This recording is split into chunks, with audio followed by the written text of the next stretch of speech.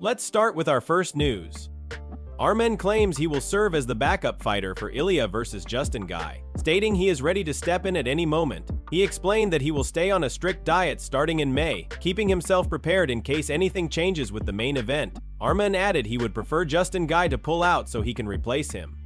Face Ilya, take the belt, and remove him from the UFC. He described his goal clearly, saying if the opportunity comes, he will step in on short notice and change everything in the division.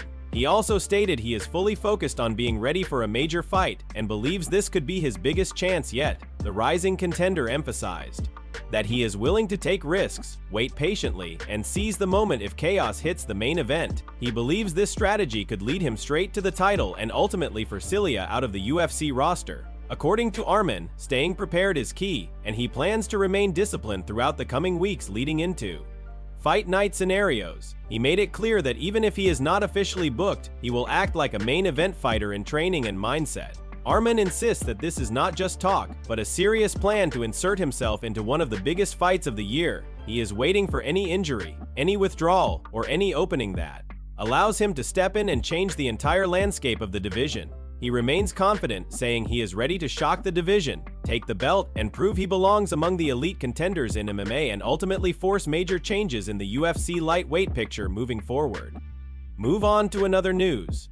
Conor has been seen preparing for a possible UFC return after posting fresh footage of himself hitting pads in training sessions that quickly caught attention across the MMA community. At the moment, Conor does not have an officially booked fight, but the latest clips suggest he is slowly building back into competitive shape with sharper combinations and improved movement on the pads, looking more fluid than before. Fans immediately began speculating about what could come next for him, especially with ongoing rumors linking him to a potential matchup with Max Holloway sometime in the summer, which has added even more excitement around his possible return timeline. Sources and chatter online continue to suggest that negotiations are not confirmed, but interest is definitely building behind the scenes. The pad session itself showed Conor working at a steady pace, throwing clean punches and reacting with sharp timing during drills. At one point, a voice from the session can be heard saying, "Yes, oh, see, surprise. All right, don't do my shoulder. There you go, I'll do again, 2 more. This brief exchange highlighted the intensity and lighthearted atmosphere of the training environment, where Conor continued to push through combinations while still communicating with his team. The footage further fueled speculation that he is serious about stepping back into competition and that a UFC return could be closer than many expected. As discussions about his future continue to circulate, fans remain eager to see whether this renewed training activity will translate into an official announcement in the coming months, while the possibility of a high-profile summer fight keeps the excitement at its peak in the MMA world. Right now, Conor appears focused, determined, and active in preparation mode, leaving many to believe something significant may be developing behind closed doors as his training footage continues to circulate widely across social media platforms, generating constant discussion about his next move in the sport. Overall momentum is slowly building around his name once again, and observers are closely watching every update from his camp as anticipation grows for what could be a major comeback storyline in the UFC landscape, with every clip adding more fuel to the speculation about his next opponent and timing of return event, while fans await official confirmation from promotion. Insiders remain cautious about exact scheduling details, but excitement continues to rise daily worldwide globally. Move on to another news. Ciryl Gane is training with the last man to beat Alex Bida in kickboxing, Artem Vajidov, ahead of his upcoming fight against Alex Bida at the White House event. The footage and reports suggest Gane is bringing in elite-level striking experience to sharpen his preparation for one of the biggest fights of his career. Artem Vajidov is well known in kickboxing circles as a dangerous and technical striker, and his history with Alex Bida adds even more intrigue to this training partnership. For those unfamiliar, Vajidov is the last man to defeat Alex Bida in kickboxing, a fact that has made his presence in camp extremely significant. The two fighters met twice under glory rules, with Alex Bida winning their first encounter in 2021 via split decision after a closely contested battle that showcased both striking and timing at the highest level.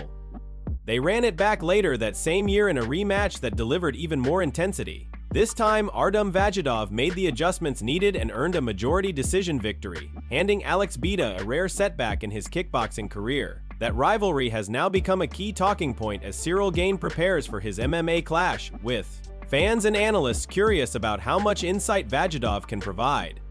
Training alongside someone who has already solved the puzzle of Alex Bida even once gives Gane a unique advantage in preparation. The focus appears to be on timing, distance control, and reading striking patterns that previously caused problems for Bida in kickboxing exchanges. The White House fight is expected to draw massive attention, and this training setup suggests Gane is taking every detail seriously as he builds toward fight night.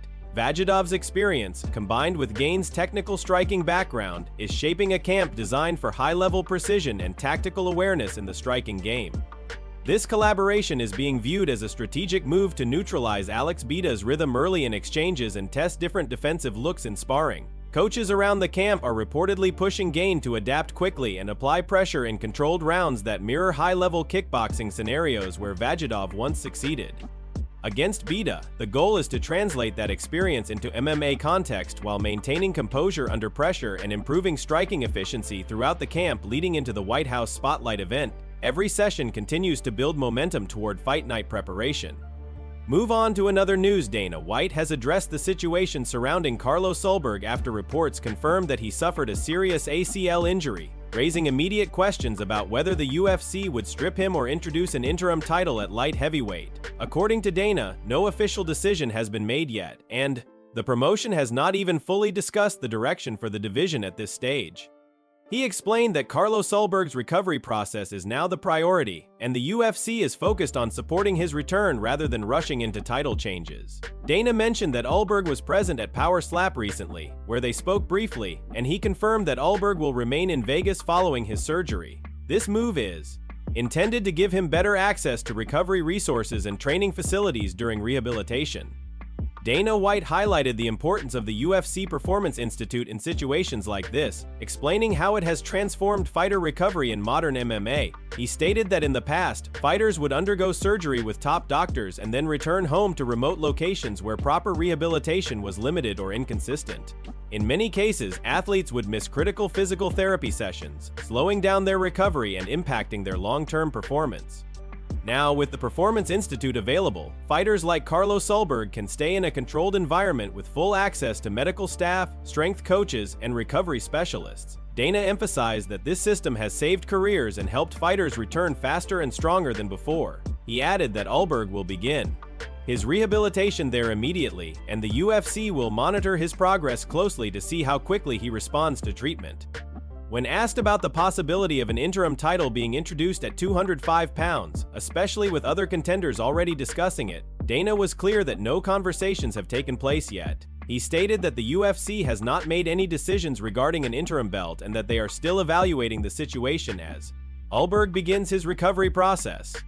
He concluded by saying that everything will be figured out in due time, once there is a clearer understanding of Ulberg's recovery timeline and the division's needs moving forward. At this stage, the focus remains on medical recovery, structured rehabilitation, and monitoring how the situation develops before any championship decisions are made regarding the light heavyweight division and its future direction in the UFC. Move on to another news.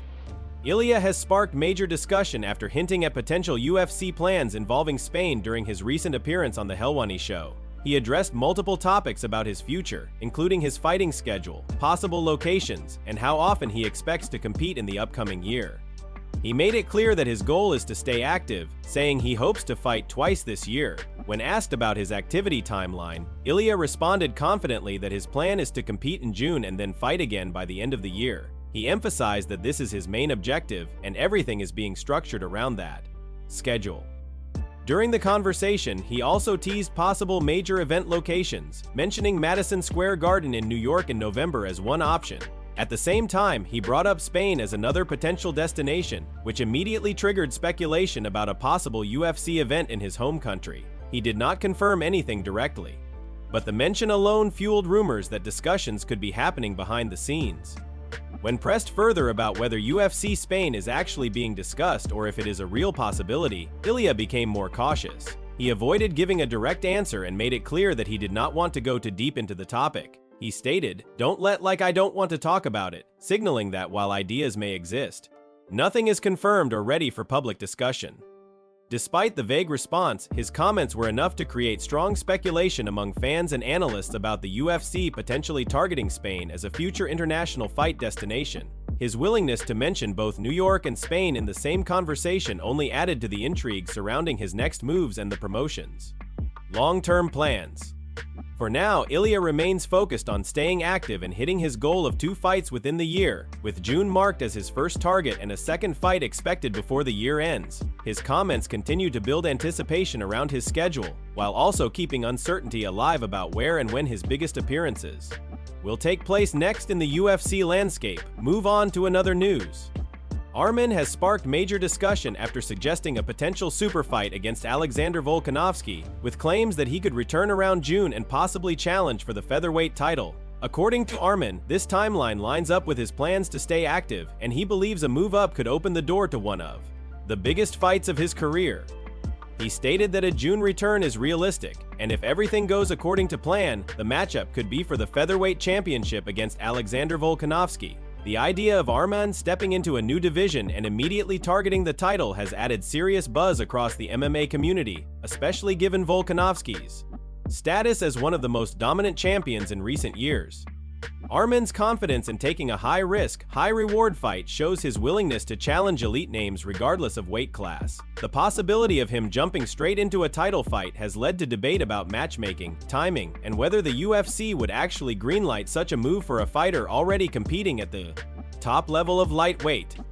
As discussions around this potential bout continue, attention also shifted toward the end of the segment, where the usual wrap-up took place. The update concluded by thanking viewers for watching and encouraging them to subscribe for daily MMA news and content, with reminders to click the bell icon to stay notified about future uploads.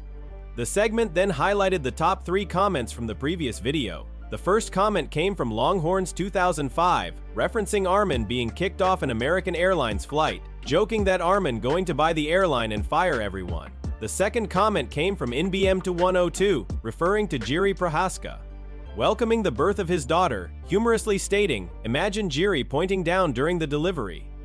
The final comment came from Largemouth Fisherman, referencing Colby Covington and his remarks about the White House event, jokingly calling it Colby Coping Covington. These comments were featured as the most engaging reactions from viewers. The segment concluded by inviting fans to comment below for a chance to be featured in the next video, and reminding viewers that if they missed yesterday's news, they could click the video on screen to catch up on all the latest MMA updates and ongoing storylines across the sport, including upcoming fights, rumors, and major developments shaping the UFC landscape moving forward. Move on to another news. Ilya has fired back at Arman in a recent appearance on the Ariel Helwani show, escalating tensions between the two fighters with a series of blunt and personal comments. Speaking openly, Ilya questioned Arman's mentality and criticized his behavior, suggesting he is not impressed by what he sees both online and outside the cage. He stated, "You're impressed of how dumb he is," adding further remarks about Arman's character and maturity. Ilya continued by saying Arman looks like a kid and described his mentality as immature, repeatedly emphasizing that he believes Arman behaves like someone far younger than his actual status in the sport. He went on to say, "He's a kid, like his mentality. He's dumb as everything that I saw about him in the internet. It's embarrassing." The comments reflected a strong personal tone, moving beyond typical fight promotion and into direct criticism of Arman's personality and public image. Ilya also targeted Arman's lifestyle and social media presence, particularly addressing how he presents himself online. He said, "I don't like is like when they play that they rich and they show all that money. It's like, bro, you're not even rich. You that poor that the only thing that you have is money and you are spending your father's money, not even yours." He continued dismissing Arman's behavior, repeatedly calling him a kid and telling him to calm down and focus on his career. Ilya said, "Calm down, do your thing, go to those wrestling tournaments, do your streams, and whenever the moment that arrives, just make sure to show up and I'm going to do the rest." He ended his remarks with another insult, referring to Arman as a little weasel, further intensifying the rivalry between them. The exchange has added more fuel to the growing tension in the division, with both fighters now exchanging increasingly personal shots as anticipation builds around a potential clash in the future.